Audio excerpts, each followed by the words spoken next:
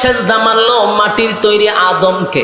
আল্লাহ বুঝায়া দিল মাটির তৈরি মানুষকে আমি সৃষ্টির শ্রেষ্ঠ বানাইছি।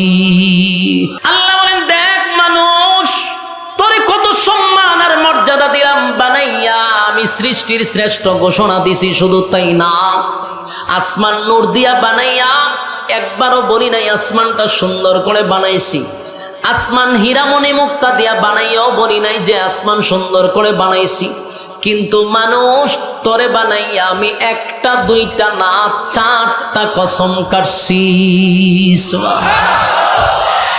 এই মানুষ বানাইয়া রব্বে কারীম 4টা কসম করছে গো। 4টা কসম কেড়ে বলে মানুষ রে, তোর থেকে সুন্দর আমি আল্লাহ কোনো মাখলুকই বানাই নাই। সুবহানাল্লাহ। আল্লাহ 4টা কসম করছে, 2টা হলো ফলের কসম, 2টা হলো স্থানের কসম। একটা হলো তিন ফলের কসম। 3 ফল আপনারা চিনেননি? চিনেন? ডুমুর ফল। এই 3 ফল অনেক যুবকরা আছে 3 ফল জীবনও খায় নাই। অনেক মুরব্বীরা আছে এখানেই আছে যে খাইছি না। অথচ আল্লাহ কোরআনে এই ফলের কথা স্পষ্ট বইলা রাখছে, এটা একটা ঔষধ। আমরার যুবকরা 3 ফল খায় না, খায় কি 1 ফাইলই যথেষ্ট। বাস্তব না বাস্তব? হয় বিজ্ঞাপনও দেখে এক বেচারা বলতেছে যে 1 ফাইলই যথেষ্ট। হে কি পরিমাণ আল্লাহর ওলি যে যুবকরা এর কথা খুব বিশ্বাস করে, এর কথাই 1 ফাইল কিনাই না খায়। খাইলে 2 দিন পরে একটু মুড়া হয়, 1 সপ্তাহ পরে আবার সিম্মার জায়গা যায়, এর কিছুদিন পরে ডাক্তারে হয় কিডনি 2টা ড্যামেজ। কারণ এর ফিসাব বিজ্ঞাপনে কইছে 1 ফাইলই যথেষ্ট। আর হে এমন বিশ্বাস করা করছে এটা 2000 টাকা দিয়া শনি আকরাত থেকে না খায়। অথচ আল্লাহর কালামে আমাদের জন্য ওষুধ রাখছে, এটা আর ইয়াকিন হয় না, বিশ্বাস হয় না। এর শনি আকরার লোকের কথা বিশ্বাস হয়।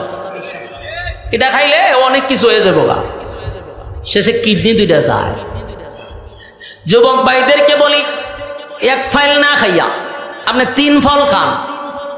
3 ফলের গুণাগুণ অনেক আছে। 3 ফল খাইলে পরে আল্লাহর নবী বলেন 3 ফল যদি নিয়মিত কেউ খায় মরার আগে বৃদ্ধ হবে না।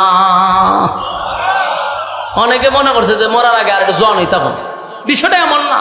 সব বাইঙ্গা তো আর আমি ওয়াজ করতাম না। এই জন্য যারা বুঝে নেওয়ার বুঝে নেবেন, বৃদ্ধ হবেন না এটা যুবকরা বুঝে নিতে হবে। কিন্তু খাইলে মুড়া হইবেন এমন ওয়াজ নাই কিন্তু আমার কাছে। কারণ মুড় হইলে তো আমি খাইয়া মুড় হইতাম। এখানে আমার থেকে চিকন লোক আর আছে নি কেউ? যদি আমি মুড়া হইবার ওষুধ হইতাম আমি তো খাইতাম। খাইলে মোটা হবেন না, কিন্তু আপনার পাওয়ার বৃদ্ধ হইলে কমতো না। কিন্তু খাইতে হবে কোরআনের দেওয়া ঔষধ। সুবহানাল্লাহ। হ্যাঁ, 1 ফাইল যথেষ্ট, এই কথা ইয়াকিন না করে কোরআনের কথা ইয়াকিন করা। মুসলমান আল্লাহ ওষুধ দিয়া রাখছে। 2 নাম্বার হলো জাইতুন, এটা একটা ফল। এই কোরআনে কত দামি দামি ফল। জাইতুন খাইবেন, আজে বাজে না খাইয়া জাইতুন ফল খাইবেন। জাইতুনের তেল দিয়া রাসূল নিজে রুটি খাইতো। সুবহানাল্লাহ। আমার নবীর খাবার, এটার মধ্যে কত গুণ আছে। নবীজি জাইতুনের তেল দিয়া রুটি খাইতো গো। আর এখন জাইতুনের তেল পাওয়া যায়, লোশন ব্যবহার না করে জাইতুনের তেল ব্যবহার করেন। আপনার স্ত্রীর জন্য জাইতুনের তেল নিয়ে যান, বাচ্চার জন্য জাইতুনের তেল নিয়ে যান, স্কিন ক্যান্সার হবে না। সুবহানাল্লাহ। বাড়িতে গিয়া হইবে কি হইব না? সুবহানাল্লাহ কই না কেন? এই যে লোশন মাখেন, এটা তো কেমিক্যাল যুক্ত।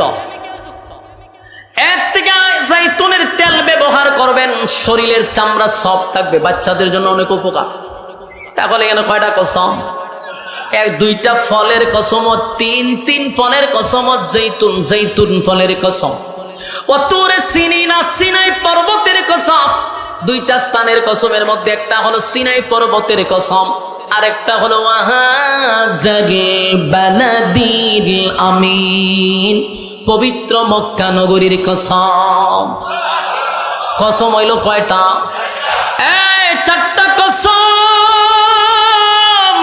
রব্বে কারীম 4টা কসম করে বলেন লাকাদ খালাকনাল ইনসানা ফি আহসানি তাকওয়িম। আল্লাহ বলেন চারটা কসম করে বলি, মানুষের চেয়ে সুন্দর আমি কোনো মাখলুক সৃষ্টি করি নাই। এটা যদি হাবশী মানুষ হয়, কালো মানুষ হয়, এরপর আল্লাহ বলেন এই কালো মানুষটার চেয়ে সুন্দর আমি কোনো মাখলুক সৃষ্টি করি নাই। সুবহানাল্লাহ। তাহলে রব্বে কারীম বলেন একবার চিন্তা করে দেখ, আমি আল্লাহ তোরে সম্মান দিছি, সৃষ্টির শ্রেষ্ঠ, তোরে বানাইছি সুন্দর করে, তোর থেকে সুন্দর আমি আল্লাহ কাউরে বানাইনি। এতগুলো কোয়ালিটি সম্পূর্ণ করে তোরে আমার কুদরতি হাত দিয়া বানাইছি, সময় নিয়ে বানাইছি, এত সম্মান আর মর্যাদা দিছি, বান্দা অনর্থক কথা কম, অনর্থক নয়, অনর্থক নয়। আল্লাহ বলেন আমি তোরে বানাইছি শুধুমাত্র কেবলমাত্র, আল্লাহ বলেন আপা হাসিবিতুম আন্নাকুম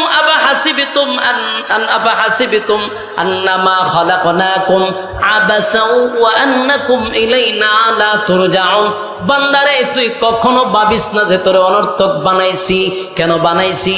ওয়ামা খালাকাতুল জিন্না ওয়াল ইনসা ইল্লা লিয়াবুদুন। এই মানব আর দানব দুইটা জাতির বানাইছি শুধুমাত্র কেবলমাত্র আমি আল্লাহর গোলামির জন্য, গোলামির জন্য, গোলামির জন্য। বান্দারে আমি যে তোরে গোলামির জন্য বানাইলাম, কিন্তু তুই রাইতে দিনে 24 ঘন্টা পাইয়া কয় সেকেন্ড আমি আল্লাহর গোলামি করস? নিজেরে নিজে প্রশ্ন করেন, কয় ঘন্টা আল্লাহর গোলামি করি? আমি আপনি যদি মসজিদের ইমাম সাহেব যদি আপনার কাছে বলে হুজুর ভাই আসেন না একটু নামাজে যাই, মসজিদে যাই, স্পষ্ট কয় হুজুর আমার তো সময় নাই। কি কয়? সময় নাই, সময় নাই। যেই লোকটা বলতে সময় নাই, তাকায়া দেখবেন মোবাইলে ঘন্টার পর ঘন্টা তার সময় আছে, ব্যবসায় সময় আছে, চাকরিতে সময় আছে, স্ত্রীর জন্য সময় আছে, সন্তানের জন্য সময় আছে, বিপিএল আইপিএল খেলা হইলে সময় আছে। সময় নাই শুধু আল্লাহর বেলা। আল্লাহ বলেন সময়ের মালিক আমি, সময়ের মালিক আমি, আমারে সময় দিলি না বান্দা শোন আমি তোরে ছাইরা দিব না, ছেড়ে দিব না। এই আয়াতে আল্লাহ বলেন ওয়ালাকাদ যারানা লিজাহান্নামা কাসীরাম মিনাল জিন্নি ওয়াল ইনস। আল্লাহ বলেন দুইটা জাতিরে বানাইছিলাম ইবাদতের জন্য, মানুষ আর জিনকে আমি আগুন দিয়া জ্বালাবো আর পোড়াবো। লাহুম কুলুবুন লা ইয়াফকাহুনা বিহা ওয়া লাহুম আ'য়ুনুন লা ইউবসিরুনা বিহা ওয়া লাহুম আযানুন লা ইয়াসমাউনা বিহা। আল্লাহ বলেন চক্ষু দিছি দেখার জন্য, কান দিছি শোনার জন্য, অন্তরটা দিছিলাম বোঝার জন্য। গরু ছাগলের চোখ আছে, গরু ছাগলের কান আছে গো, কিন্তু বোঝার মতো ক্ষমতা একমাত্র আল্লাহ মানুষকে দিছে। মানুষ ভালো মন্দ বুঝে, এই জন্যই মানুষ সৃষ্টির শ্রেষ্ঠ। আল্লাহ বলেন তোরে বুঝার ক্ষমতা দিলাম, এরপরও বুঝলি না। বুঝার জন্য, বুঝানোর জন্য, রাস্তা দেখায় দেওয়ার জন্য লক্ষাধিক নবী রাসূল দুনিয়ার জমিনে পাঠাইলাম। নবী রাসূল নাই, উলামায়ে কেরামরা মিম্বরে বৈশা তোদেরকে বোঝায়, ওয়াজ মাহফিলে তোদেরকে বোঝায়, বিভিন্ন সোশ্যাল মিডিয়ার মাধ্যমে বোঝায়, এরপরও বুঝলি না। আল্লাহ কয় অপেক্ষা কর, আমি ছেড়ে দিব না। আল্লাহ বলেন আমি ছেড়ে দেই না, ছাড় দেই কিন্তু ছাইরা দেই না। দুনিয়ার জমিনে আমি কাউরে টাকা পয়সা দিয়াও পরীক্ষা করি, কাউরে গরিব বানায়ও পরীক্ষা করি, কাউরে ক্ষমতা দিয়া পরীক্ষা করি। বাস্তব না বাস্তব? কেউ যদি টাকার মালিক হয়, কেউ যদি টাকার মালিক হয়, ডাকাতে বাড়ি আছে, গাড়ি আছে, টাকার অভাব নাই, ওই লোকটা দেখবেন অনেক সময় গর্ব করে বলে যে হুজুর দোয়া করবেন আল্লাহ আমারে দিছে। বাস্তব না বাস্তব? আপনার কাছে কয় হুজুর দিছে, যা দিছে খায়া শেষ করুন দিত। অথচ এই লোকটা জানে না তারে দিয়া আমার আল্লাহ পরীক্ষা করে, তার খবর নাই। আল্লাহ তারে ডাকাতে বাড়ি দিল, গাড়ি দিল, টাকার অভাব নাই, কিন্তু আল্লাহর হুকুম পালন করে না। নামাজ নাই, রোজা নাই, হজ নাই, যাকাত নাই, পর্দা নাই, মন গড়া জিন্দগি চালায় আর গর্ব করে বলে আল্লাহ তারে ধন সম্পদ দিছে। এই বোকা, ধন সম্পদ দিলেই আল্লাহ মহব্বত করে না। ধন সম্পদ থাকলেই পাইবেন না আল্লাহ আপনারে মহব্বত করে, কারণ আপনার থেকে 1000 কোটি গুণ বেশি কারণ দে আল্লাহ ধন সম্পদ দিছিল, লেগে আল্লাহ মহব্বত করছে।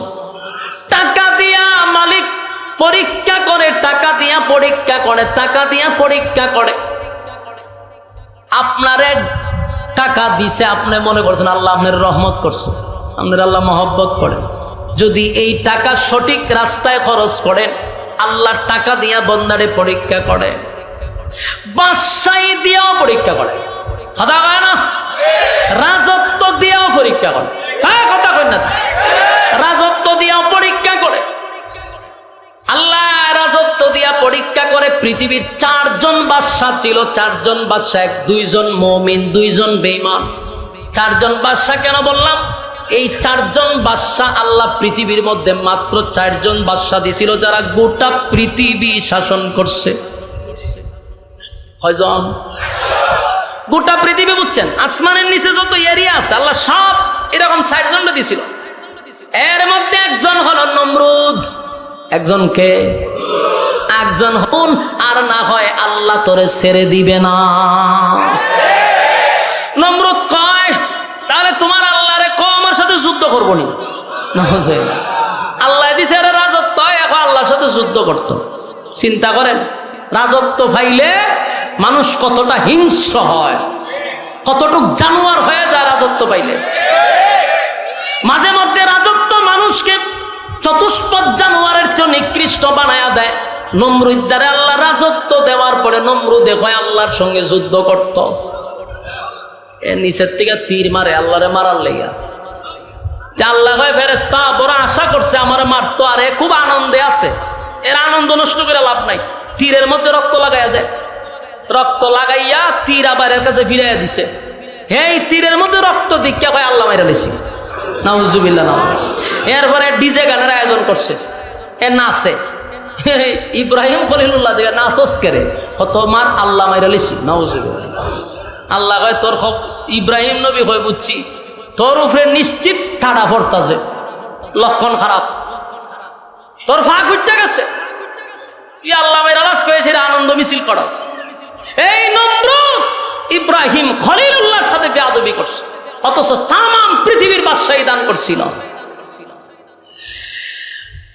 আল্লাহ রাজত্ব দিয়া পরীক্ষা করে, কথা কয় না? এই রাজত্ব দিয়া পরীক্ষা করে, ক্ষমতা দিয়া পরীক্ষা করে, কিন্তু কেউ যদি ক্ষমতার অপব্যবহার করে আল্লাহ কিন্তু তারে ছেড়ে দেয় না, তার প্রতিবাদ করে জুতা দিয়া। নমরুদরে সাইজ করছে কি দিয়া? জুতা দিয়া। নমরুদের ইতিহাস থেকে যারা শিখে নাই এখনো কিন্তু তাদের কপালে জুতার বাড়ি আছে না নাই? কারণ আল্লাহ দিছে ইতিহাস পর আর শিখ, যাতে জুতার বাড়ি তোর কপালে না পড়ে। জুতার বাড়ি আছে না নাই? 24 সালের 5ই আগস্টে জুতার বাড়ি শুরু হয়ে গেছে। বাস্তব না বাস্তব?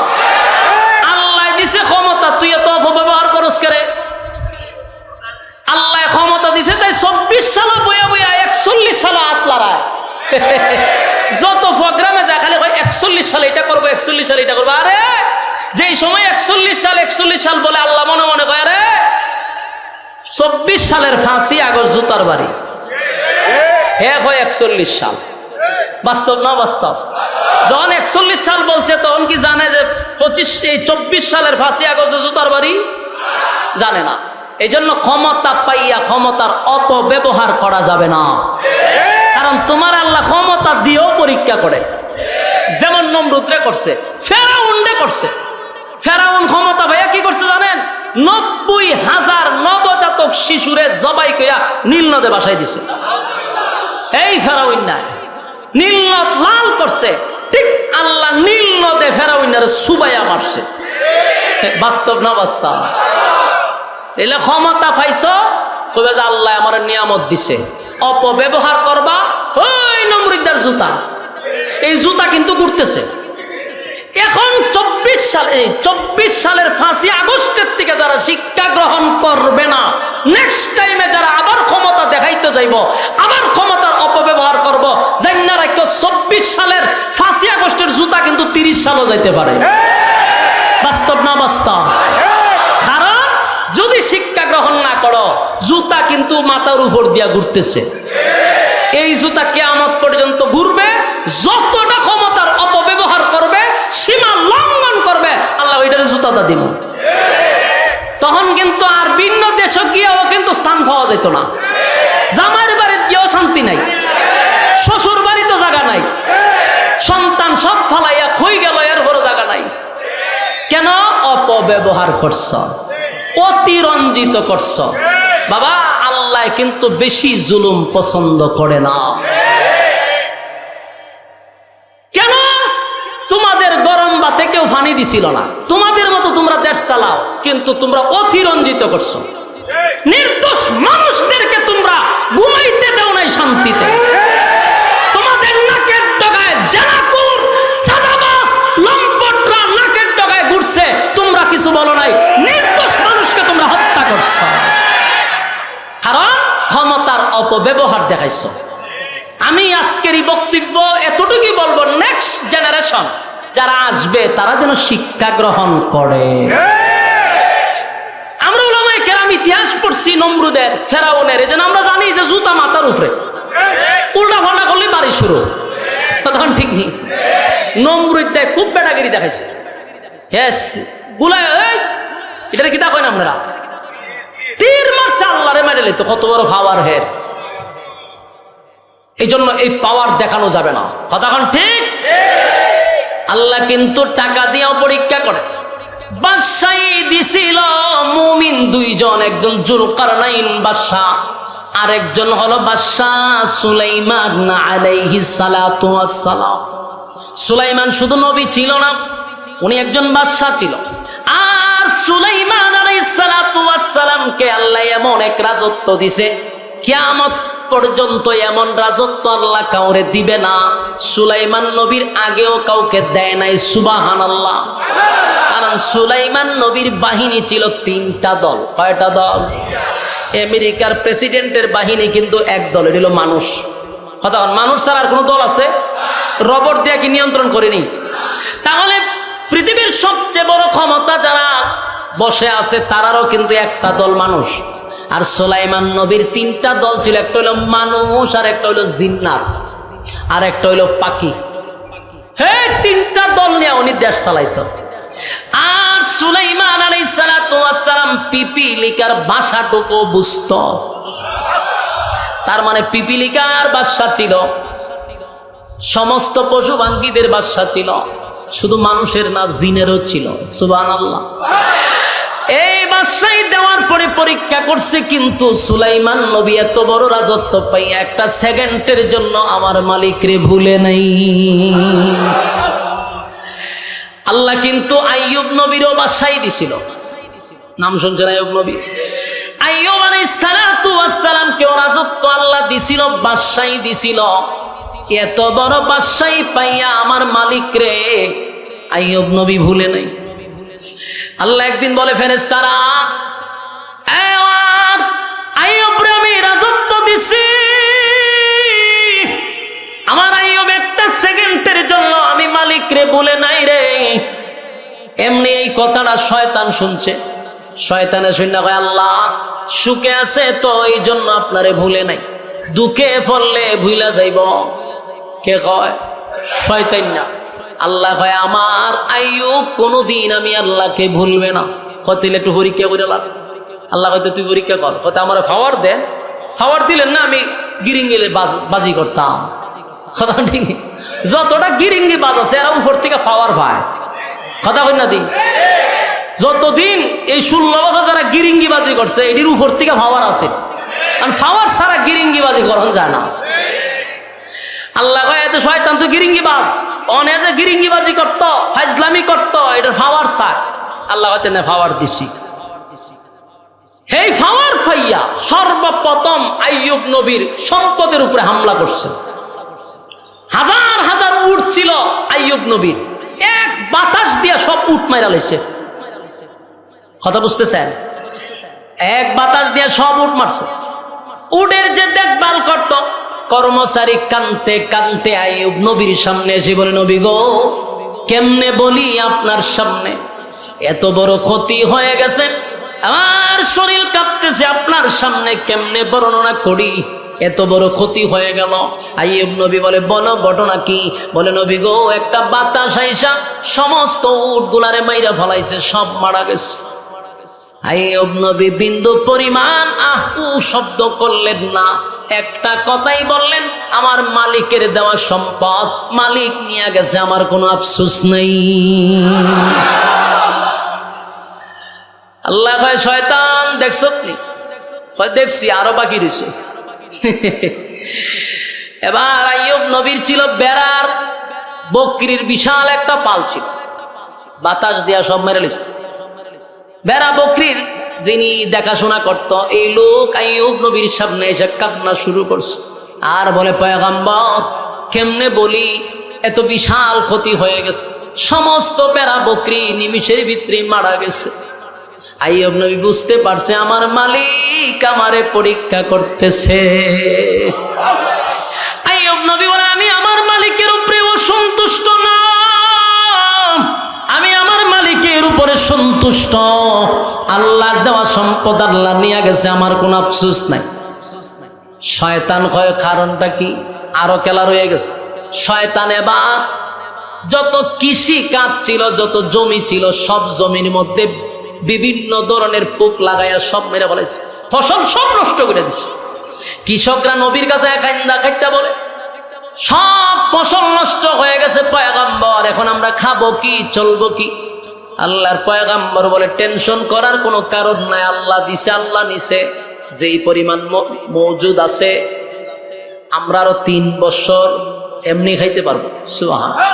গোডাউনে যেই পরিমাণ মাল আছে 3 বছর খাইতে পারবো। এই কথা আবার শয়তানে শুনে লাইছে। শয়তানে গিয়া গোডাউনের মধ্যে আগুন লাগাই দিছে, আগুন লাগাইয়া 3 বছরের খাবার সব নষ্ট করে দিছে। চিন্তা করেন কি পরিমাণ খারাপ।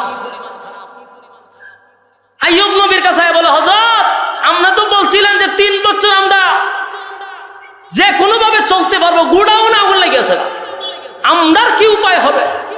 একের পর এক আইয়ুব নবীর উপরে মুসিবত শুরু হয়েছে, পরীক্ষা।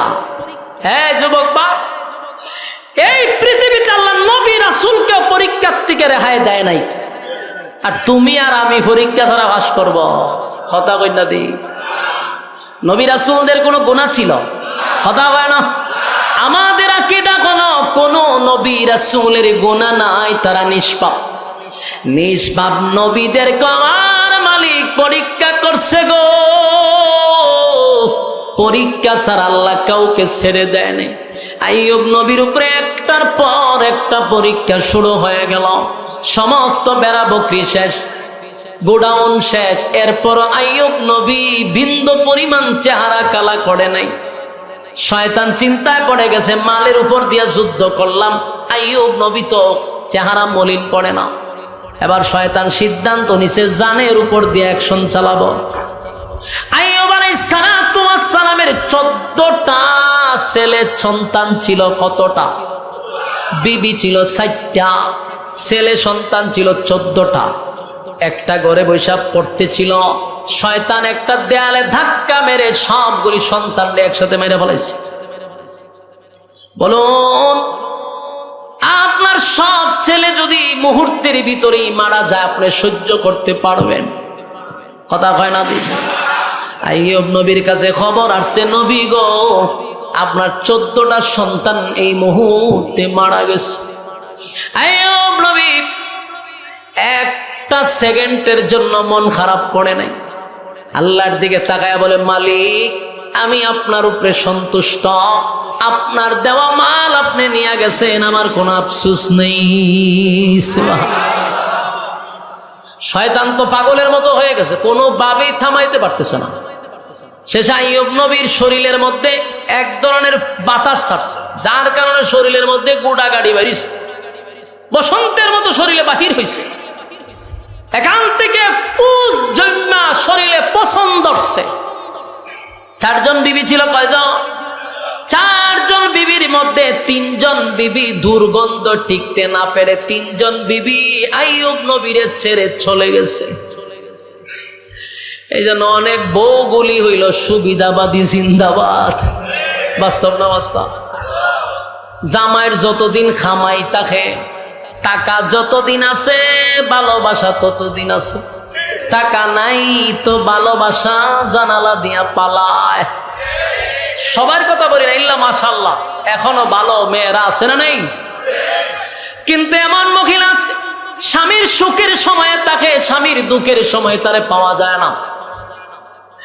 আইয়ুব নবীর 4 জন বিবির মধ্যে 3 জন বিবি যখন দেখলো আইয়ুব নবীর চেহারা নষ্ট হয়ে গেছে, শরীরের মধ্যে দুর্গন্ধ, 3 জন বিবি একে একে চলে গেল। একজন বিবি সাথে ছিল, তার নাম হলো বিবি রহিমা। বিবি রহিমার ইতিহাস হইল ইউসুফ নবীর ছেলের ঘরের মেয়ে। সুবহানাল্লাহ। আপনারা বাড়িতে গিয়া হইবেন, আপনারা যেভাবে মুর্দা আমার বসাইছেন একটা গুরুস্থানের মাঝখানে, আওয়াজ শুনেননি শেষ মাথা পর্যন্ত, কথা কই না, এখানে মাতামাতি করতে হইব। আমি আওয়াজ না পেলে আওয়াজ দিব কেমন? বলো, নাম কি ছিল? রহিমা। কার মেয়ে ছিল? কার? ইউসুফ নবীর ছেলের ঘরের মেয়ে, মানে নাতি, নাতনি, নাতনি। ইউসুফ নবী কেমন সুন্দর ছিল, পৃথিবীর অর্ধেক সুন্দর ইউসুফ নবীর আল্লাহ দিছে। ইউসুফ নবীর ছেলের ঘরের মেয়ে, মেয়েটা কেমন সুন্দর হবে? সুবহানাল্লাহ, সুবহানাল্লাহ। কেমন সুন্দরী হবে এটা ওয়াজ করে বোঝার লাগবে না। কিন্তু আইয়ুব নবীর পিছু ছাড়ছে না। এজন্য একটা কথা আছে, জাতের মেয়ে খালো ভালো, নদীর পানি গুলাও ভালো। ওই যে পয়গম্বরের বংশধর, এই জন্য স্বামী ছেড়ে গেছে না। কিন্তু বাকি 3 জন দুর্গন্ধের কারণে স্বামী ছেড়ে গেছে। আইয়ুব নবী বলে, রহিমা, একে একে 3 জন বিবি চলে যাওয়ার পরে তুমি কেন আমার পাশে বসে রইছ? তোমার নাকি কি দুর্গন্ধ লাগে না? তোমার কি কষ্ট লাগে না? তোমার কি বিরক্ত লাগে না? রহিমা বলে, প্রাণের স্বামী, আপনি দেশের বাদশা ছিলেন, বাদশা, আমি বাদশার বউ ছিলাম, রানী ছিলাম, রানী। আপনার সুখের সময় আমি ছিলাম, এখন আপনার দুঃখের সময় যদি আমি চলে যাই, আমার মালিকের কাছে আমি কি জবাব দিব? সুবহানাল্লাহ। আমি আপনার পিছু ছাড়ব না। আইয়ুব নবী বারবার বলছে, রহিমা তুমি চলে যাও, এই দুর্গন্ধে টিকতে পারবা না। এরপরে রহিমা যায় নাই। শয়তান চিন্তায় পড়ে গেল, কি করা যায়? গোটা এলাকার মানুষকে শয়তান জানায়া দিছে আইয়ুবের শরীরে এমন রোগ হইছে, এটার বাতাস যার শরীরে লাগবে সেই মারা যাবে, এই রোগে আক্রান্ত হবে। এটা একটা ভাইরাস। গ্রামের মানুষ গেছে কিপকা, দেশের বাদশা ছিল। গ্রামের মানুষ কয়, আইয়ুব নবী আপনি গ্রামে থাকতে পারবেন না, কারণ আপনার শরীরে যে রোগ হয়েছে এটার ভাইরাস পুরো গ্রামে ছড়াইব। রহিমাকে এসে বলে, রহিমা, তোমার স্বামীকে নিয়ে আগামীকালকে গ্রাম ছাড়তে হবে। যদি তুমি না ছাড়ো, তোমার স্বামীকে জিন্দা কবর দিব, তোমার সাথে খারাপ আচরণ করব। নাউজুবিল্লাহ। কত বড় কথা! রহিমার চোখ দিয়ে পানি পড়ে। স্বামীরে লইয়া কোথায় যাবে রে? মহিলা মানুষ স্বামীরে লইয়া কোথায় যাবে? সারা রাত রহিমা ঘুমায় নাই। সকালবেলা আমার স্বামীরে যদি তারা আঘাত করে, আমার ইজ্জত নিয়ে যদি টানাটানি করে, তাই মহিলা মানুষ স্বামীরে চাদরের মধ্যে বসাইয়া 2 বাজু বেঁধে কাদের মধ্যে ঝুলাইয়া তারপরে সামনের দিকে রওনা দিছে। একবার চিন্তা করুন, একজন পুরুষ মানুষকে যত শক্তিশালী মহিলাই হোক, পুরুষের শক্তির থেকে তার বেশি না, কিন্তু মহিলা হইয়া স্বামীরে চাদর দিয়া পেছাইয়া কাঁধে নিয়ে সামনের দিকে হাঁটতেছে। 1 গ্রাম সাইরা আরেক গ্রামে গেল, সেখানে স্থান দেয় নাই, অন্যথায় একটা জঙ্গলে গিয়া আশ্রয় নিছে। জঙ্গলে যাওয়ার পরে রহিমা যে কিছু নিয়ে আসছিল সব খাওয়া, সেজন খাবে কি? পেটে কি দা? স্বামী খাবে কি? কেউ খাবার দেয় না। রহিমা নিজে মানুষের বাড়িতে গিয়ে ছদ্মবেশে মানুষের ঘরে গিয়া কাজ করে। একবার চিন্তা করেন, উনি কিন্তু রানী ছিল। আমার কথা কি বুঝতেছেন? বাদশার বউ মানে কি? আবার পয়গম্বরের বউ, আবার সাধারণ সুন্দরী না, হাজার হাজার লক্ষের মধ্যে একটা মহিলা। এই মহিলা এখন স্বামীর জন্য মানুষের ঘরে গিয়া কাজ করে। শয়তান এটাও জানছে যে রহিমা মানুষের ঘরে কাজ করে, আইয়ুব নবীরে খাবার দেয়। শয়তান মানুষের কাছে জানায়া দিছে, তোমাদের ঘরে যে কাজ করে জানো এটা কেডা? বলে কেডা? বলে আইয়ুব নবীর বউ। সারাদিন তার শরীরে পুষ বাহির হয়, এই ভাইরাস নিয়ে তোমাদের বাড়িতে ঢুকে তোমাদের শরীরে ভাইরাস শুরু হবে। এখন তো মানুষ আর রহিমারে কাজও দেয় না।